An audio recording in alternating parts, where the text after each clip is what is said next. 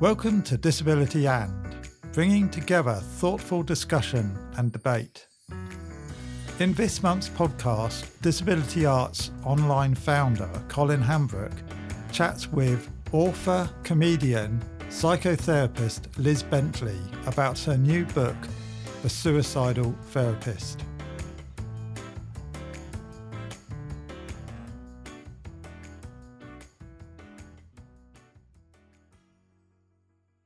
Welcome to the Disability and podcast. This month, it's my absolute pleasure to welcome Liz Bentley, psychotherapist, writer, comedian, mother, wife, and musician.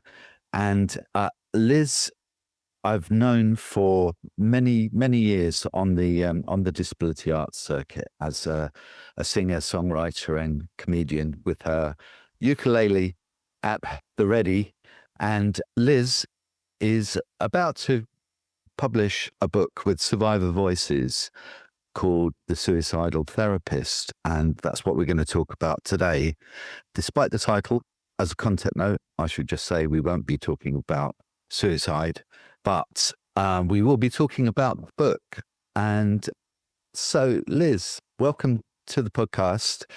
Can you tell us a bit about how you came to that title? It's quite a provocative title.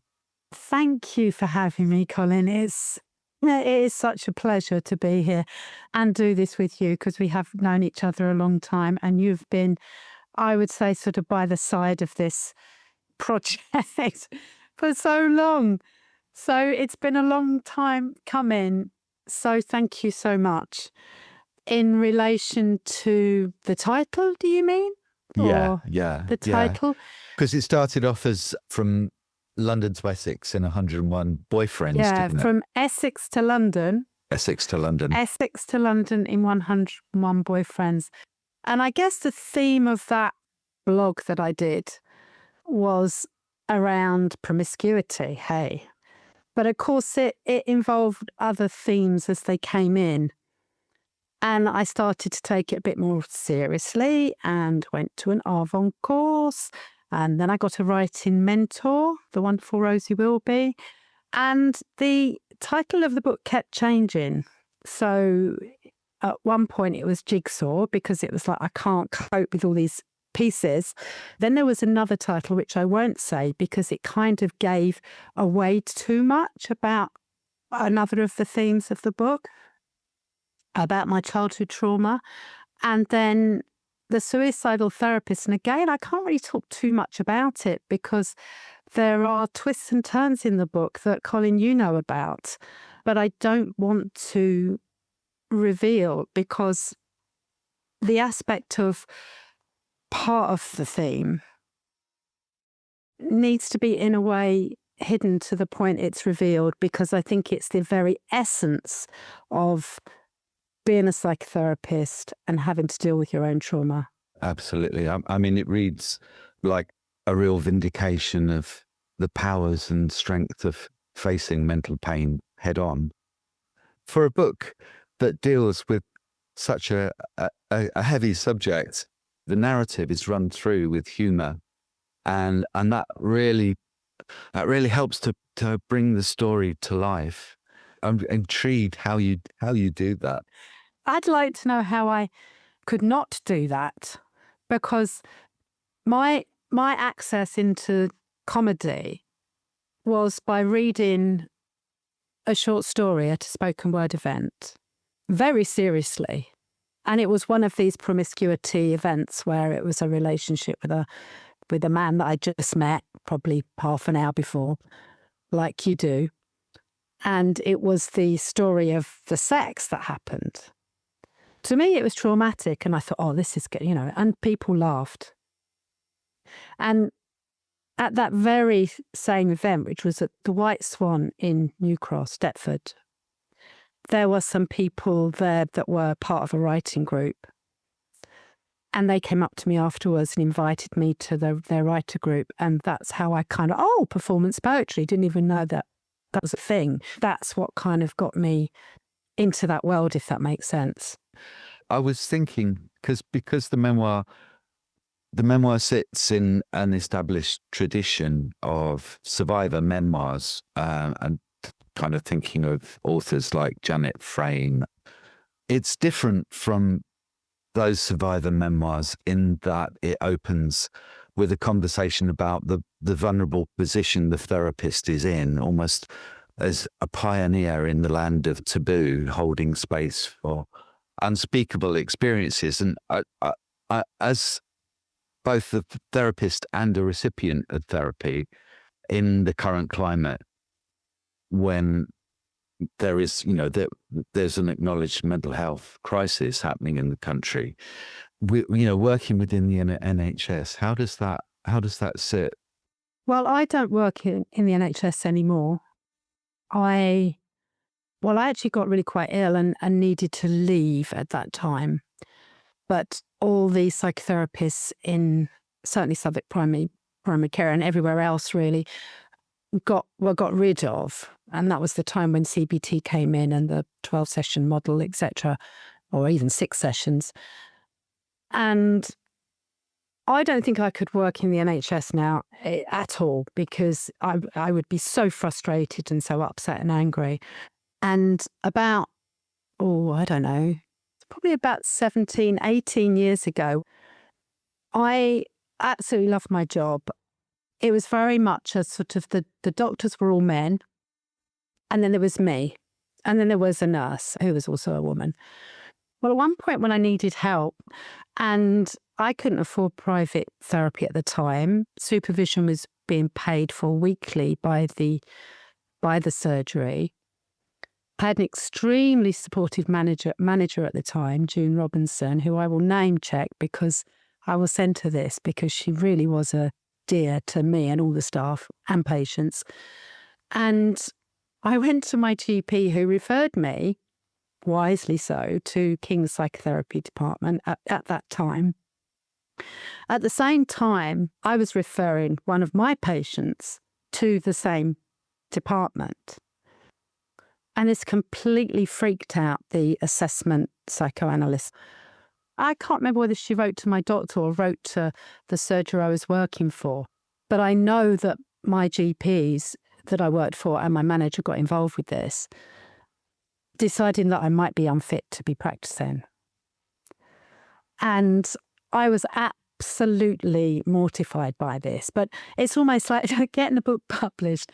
It's been trauma upon trauma, and getting help sometimes has been trauma upon trauma.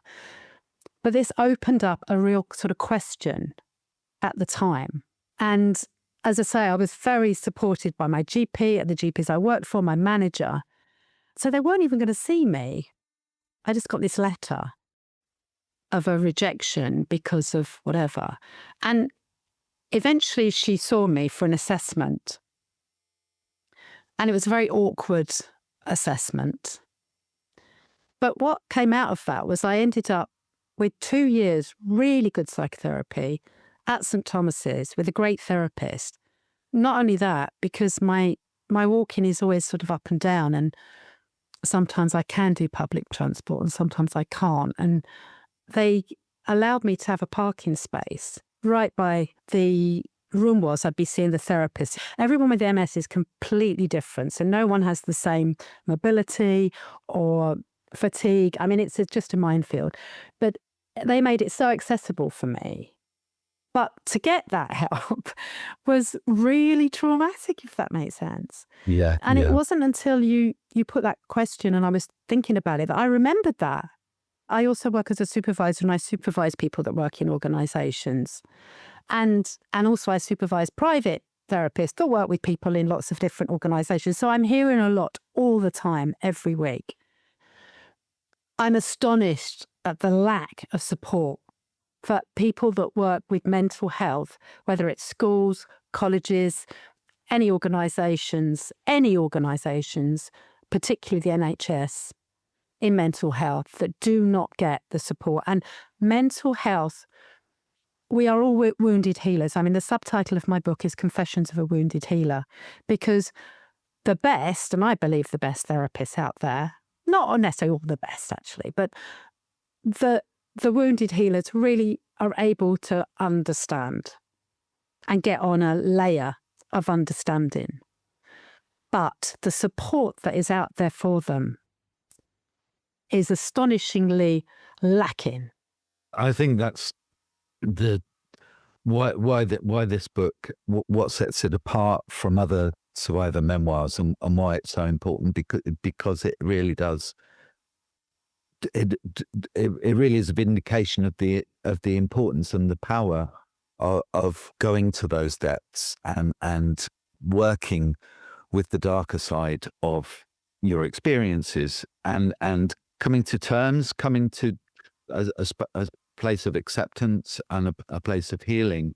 But the process, the road to that healing is there's no quick fix. It's a long and studied, and for the person who's facilitating another to understand their trauma, that it's quite it's quite a difficult thing to hold, and I think unless you've experienced it yourself, how can you help other people?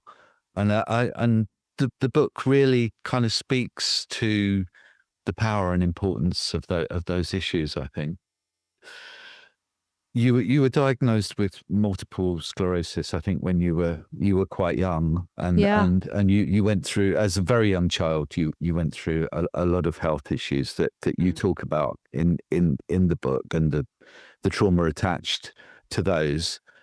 But what stands out to me is at several points you talk about dealing with multiple sclerosis in your own way, in a counterpoint to the medical model way of doing things. And I wanted to ask you about your feelings about the medical model and what that means to you. There's a place for medicine, let's say. I also think that looking inside yourself, really looking inside yourself, but not just inside yourself, in relation to the world, let's say, you're going to come up with more answers than somebody prescribing you something that they've only known you for maybe half an hour, maybe only 10 minutes, maybe more if you're lucky. Because we are all so different. And I mean, we know that with any kind of medication, it works for some. It doesn't work for others. Why does it work for some? Why are those big? The research it's never extensive enough to really understand what works and what doesn't. And that's the same for therapy. I mean, we've got all these new fashionable tools that psychotherapists can use, and the psychotherapy world, they're like constantly, we've got to do EMDR, we've got to train in DIT, we've got to train in CBT, we've got to understand LSD. I mean, I could go on. But the sitting with the pain, the getting inside of it, alongside it, with it,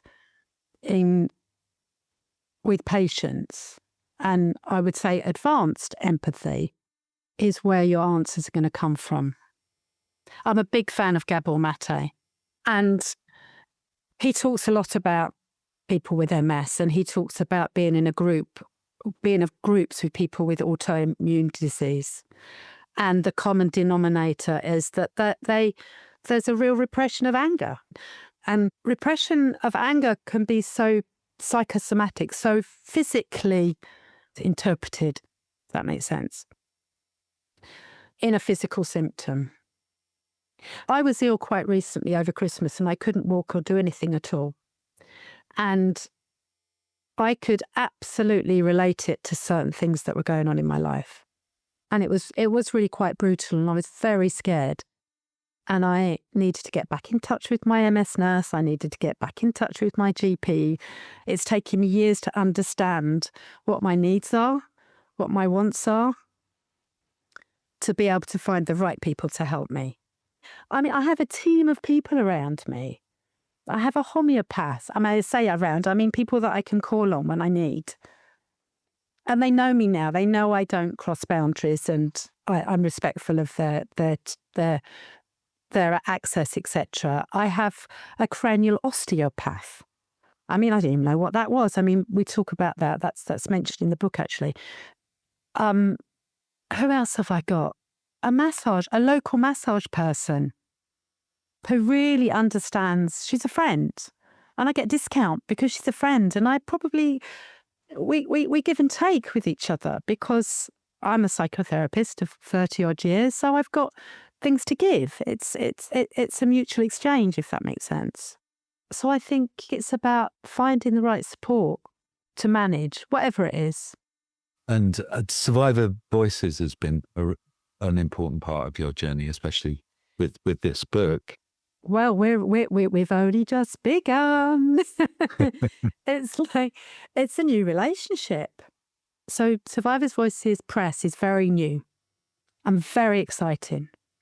And they want to be very trauma-led in the way that they're going to be publishing their books. And I really am going to be, and looking forward to being involved more. I've been totally focused on the book at the moment. And once the book's out, and then I'll have more time to get involved in, we're hoping that I'll get involved in their writers group and involved in the press to help with this trauma-led publishing, if that makes sense, because it is traumatic. Well, it was for me. I think I'm not the only one. But so it's a new relationship and exciting, and I'm only beginning to get to know them. They've been going for 20 years in the background, doing some amazing work. And they started off with helping people that were abused in the church. They are an abuse survivor-led organisation that turn the pain of abuse into power to improve responses to trauma.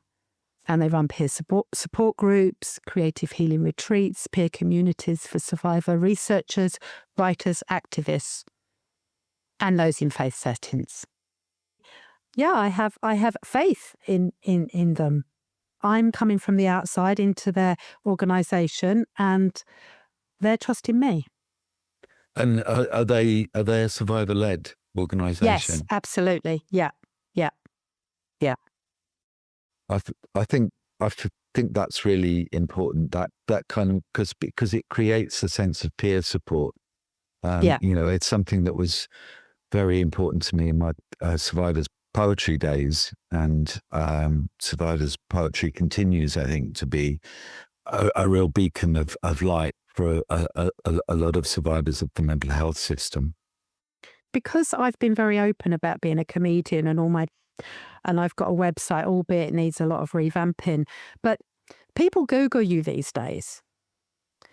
And my prospective clients, they sometimes choose me because they've seen my crazy comedy life, or they might have read something of a blog or something, or they might find out I've got MS. I think it's so important that psychotherapists are human beings, and that, they suffer from the human condition as much as anybody else. The problem with psychiatrists is that 99 times out of 100, they don't understand. They don't understand what they're dealing with. They have sets of labels that they abide by, and some of them make absolutely no sense. I really don't believe in schizophrenia at all. I think it's a real nonsense of a label that has no scientific basis to it at all. And most of the other labels have the understanding of neuroscience. It's advancing, but it's still a absolute minimum. So psychiatrists largely don't understand. There are a few that come from a trauma-informed perspective, and that will admit that drugs are not necessarily an answer. The psychiatrist manual, what was it called? The DSM or something. The DSM. Yeah. The DSM. It's a nonsense, and it really takes someone who has looked at their own difficulties growing up being a human being to develop that kind of empathy that's needed with mental health issues. And when I hear on the BBC, there's this mental health crisis, and it needs to be addressed, and the government needs to put more money into it, I despair because all that means it is more drugs, more and which create more layers of dependence, which is kind of why I was really impressed with the way you kind of deal with the medical model, because you kind of take or leave it when it has value.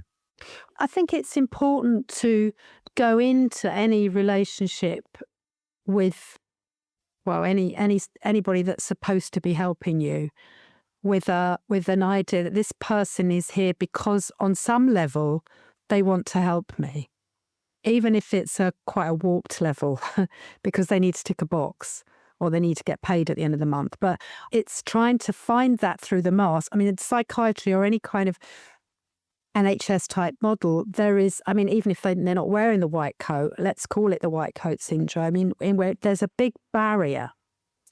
You've got to somehow get through that barrier to be seen as an individual.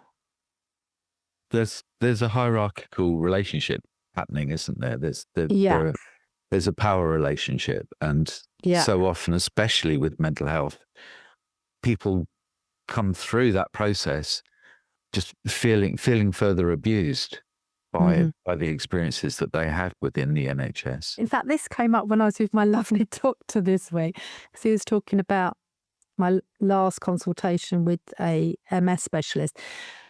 I said to him, you just reminded me of one of the reasons why I transferred from one hospital to another hospital is because, and this is when I was younger, so I wasn't 61, but maybe I'd have got it at 61 anyway, who knows. But one of the first things he said to me when I walked into that appointment was I like your dress. And that completely put me into a spin of what the hell.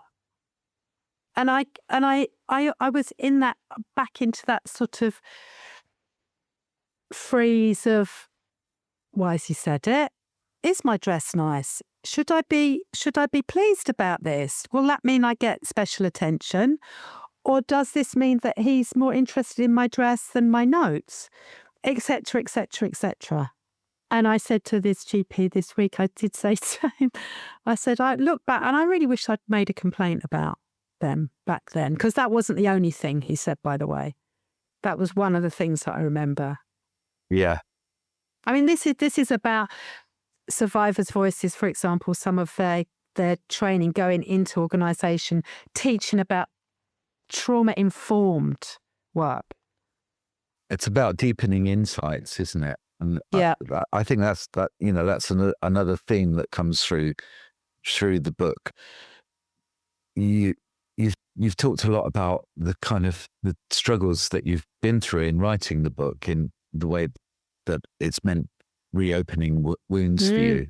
Yeah. But I get a sense also that through that process, you've also gained more insights into what trauma-informed really means. Yeah. There's this sort of, oh, you don't want to go over it again. Oh, no, once you've done that and you put it to bed, you don't want to go over it again. You know, it's like you don't want to be re-traumatized. But I actually really disagree with that, because I think there is layer upon layer upon layer that can be worked through. And the deeper you go, I think the better you're going to feel. Is this the classic no pain, no gain?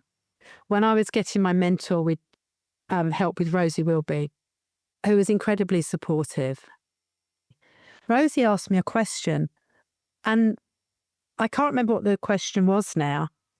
Well, I kind of can, but it's really, I don't want to give too much away. But no one had asked me that question before. Not a psychotherapist. I hadn't asked it myself. I hadn't asked it in relation to any of the reading I'd done, any of the research I'd done. And I was taken aback. And that was another sort of layer of like, oh my goodness. And so when I came to rewrite that chapter, it had changed. So if I was to write this book again, it would be totally different, Colin, because I started this years ago. It would be a different book. It'd be a totally different book. And I read it now and I almost can't recognise myself in a lot of it. It's like, I think, ooh.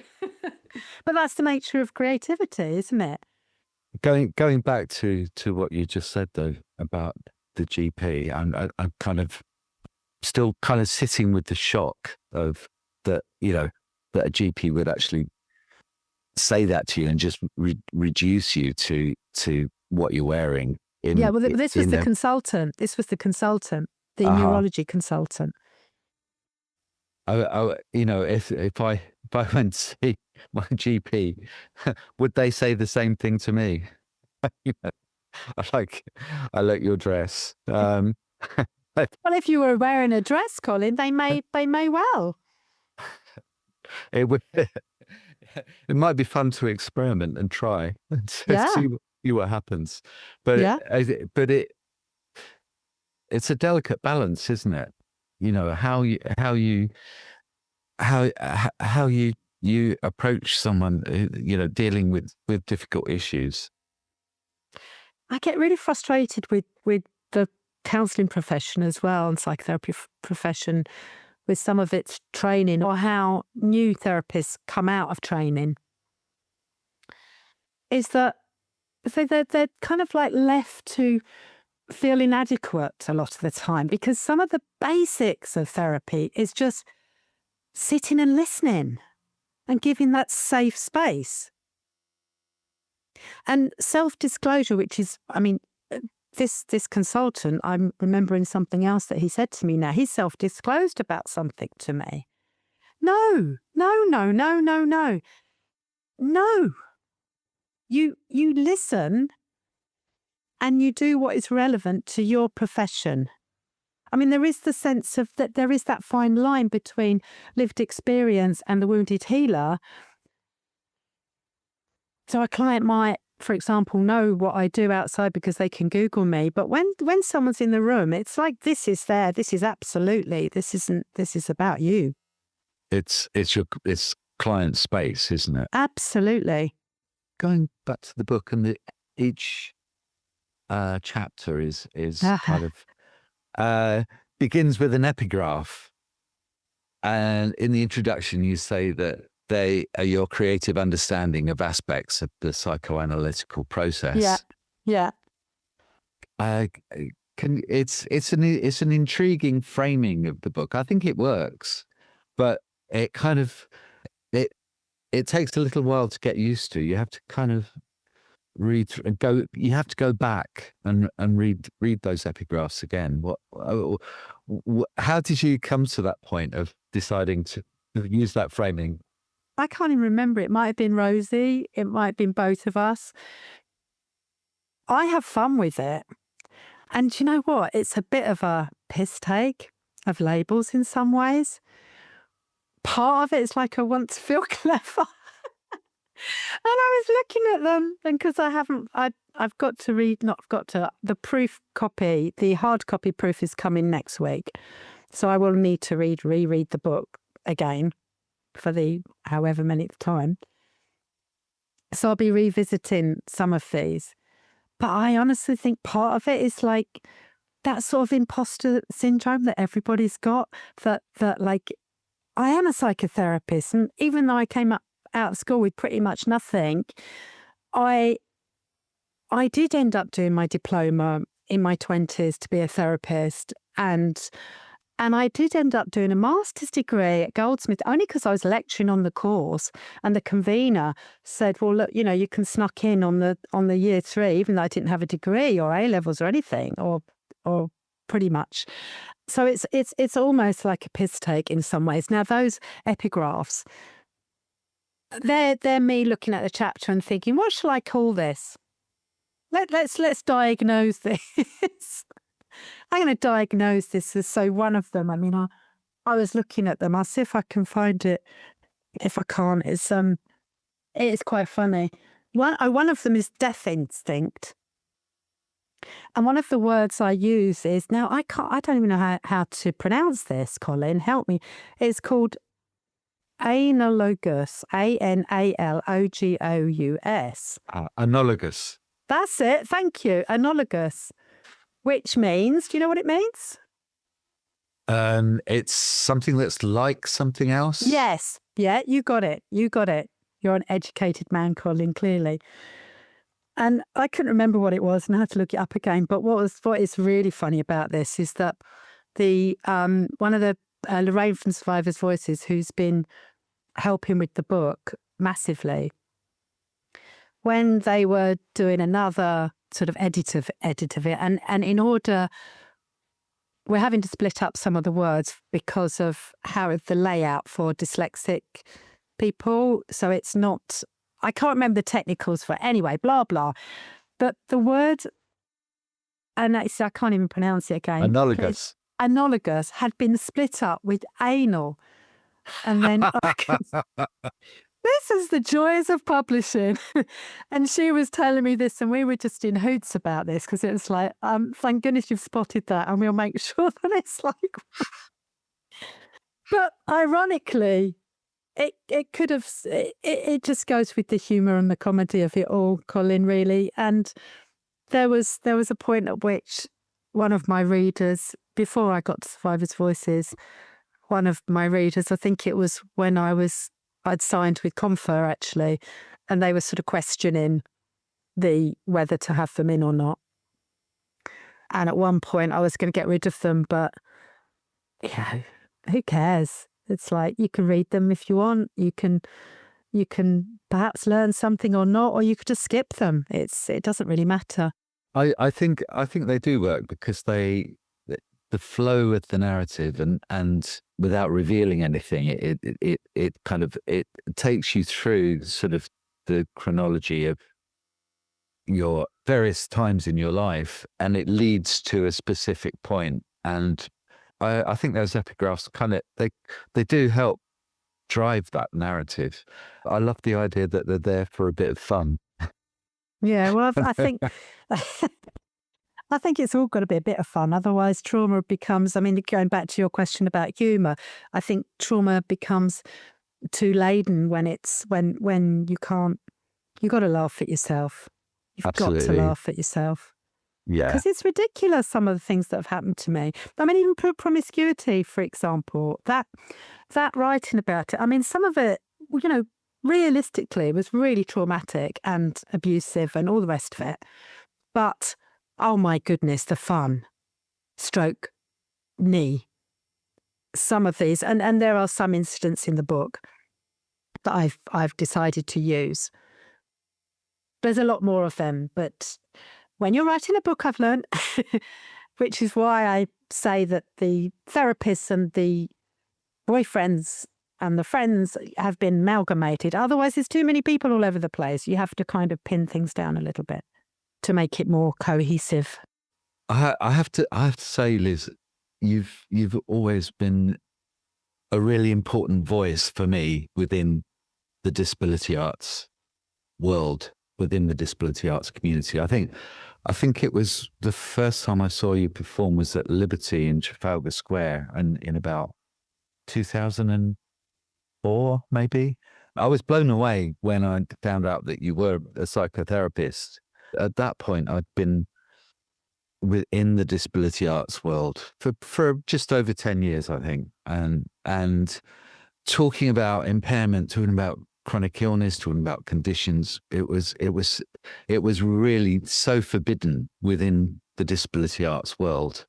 I could obviously see the reasons for that, because there was a strong resistance to the medical model, and we don't want to be cured. We're okay as we are, and that was a really, really important kind of precept or whatever to stand by, in counterpoint to the medical model and the charity model wanting to kind of see you as an object that in need of a cure, in need of in being this perfect being. But when you came into the disability arts world, I wondered how that was for you, because there's a tension there, I think, between being a therapist in a world where therapy is kind of seen very much as something that's dangerous or something that is oppressive. Well, I suppose I've always felt like an outsider. So no matter what group I'm part of, I've never necessarily felt really part of it, if that makes sense. There were aspects where I really did feel good about the disability arts, because it was, well, A, it was really accessible, and B, it was a way to show my work. And in mainstream, I was coming up, it wasn't so easy, although I did. And I think that's changing now, because I think the younger generation, the art out there and the performance is extraordinary. It's exciting. It is.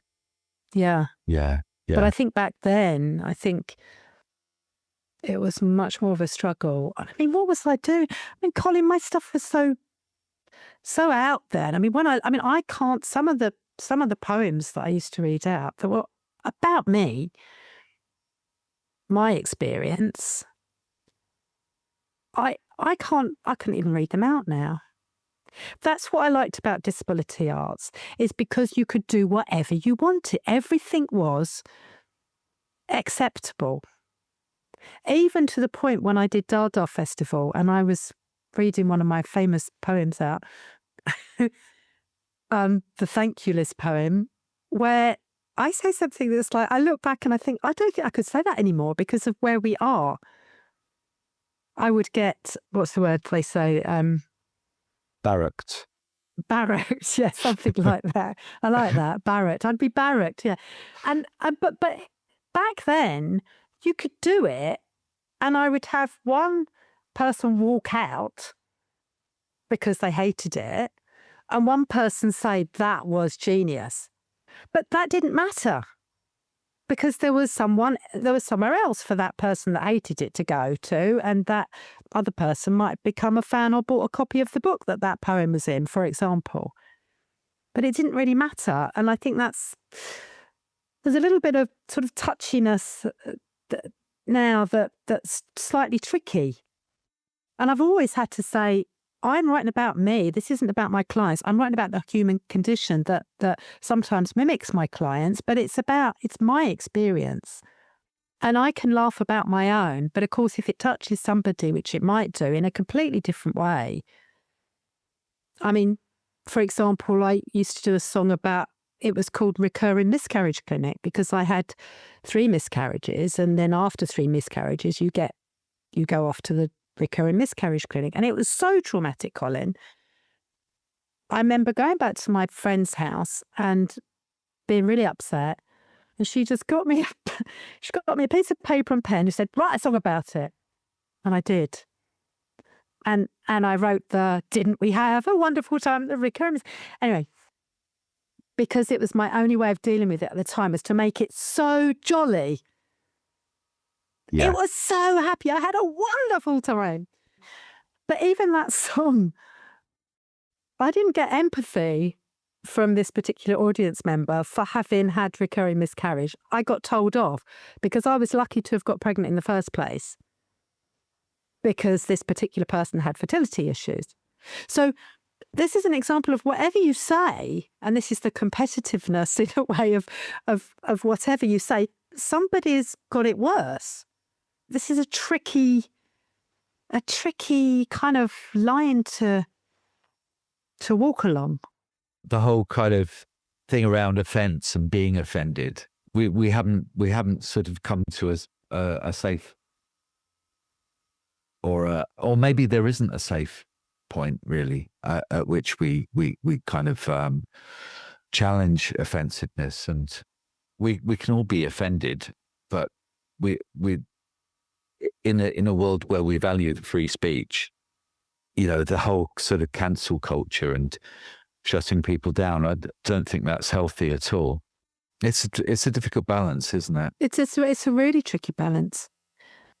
And I think there has to be the support there in the first place to allow somebody that's experienced any kind of disability and trauma, childhood trauma, to to have that support in order to gain that responsibility. But you can't do that one without the other one, if that makes sense. I mean, I'm triggered by the most craziest of things, and they're not the sort of things that would be a trigger warning on the BBC, let's say. And I can be furious about something I'm watching that everyone thinks funny or whatever. So, I mean, I'm a product of my own criticism or whatever you call that. You know, it is a really tricky line, which I think the conversation has to be open. And going back to the book, I think the moments of humour that happen through the book really actually kind of help to put that line in the sand in many respects. There's a lot of sadness and a lot of grief that's expressed through the book, but the way you tell those stories, the humour that they release, they give it another flavour, really, I think. Yeah. We need to sort of slowly bring this to a close. It's been an absolute delight to have you on the podcast, Liz, and we could chat forever about this stuff. Really, we could. It's something that's very dear to my heart, and dealing with my own mental health issues and being able to talk about that openly, and it's a really important thing to do, and it's really great to hear about survivors' voices, and I wish you all the best with the book. Can I just also mention just some of the people that have just been alongside? Firstly, thank you, Colin, because you've just been so supportive with this journey. Also, Professor Brett Carr, who also writes a testimonial. Without him in the early days, I would have never have got this far. Joan Elliott, who's from another publisher that didn't go, which is a long story. Joan Elliott, and also Tricia Wennell, who's also written a survivor's book.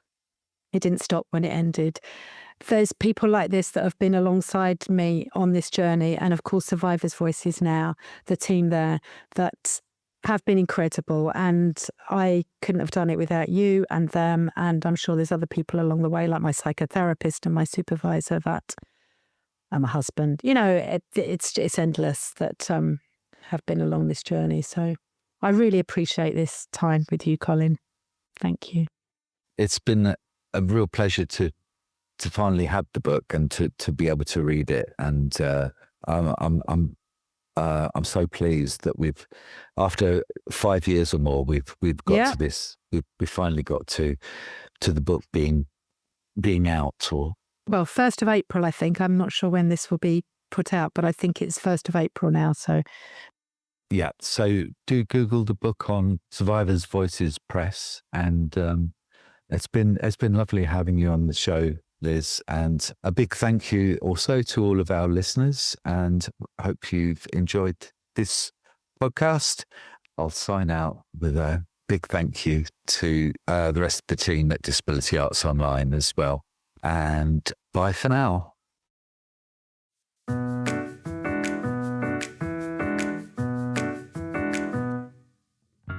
We do hope you've enjoyed listening to this episode of Disability And. Further episodes of Disability And can be found on the Disability Arts Online website at www.disabilityarts.online.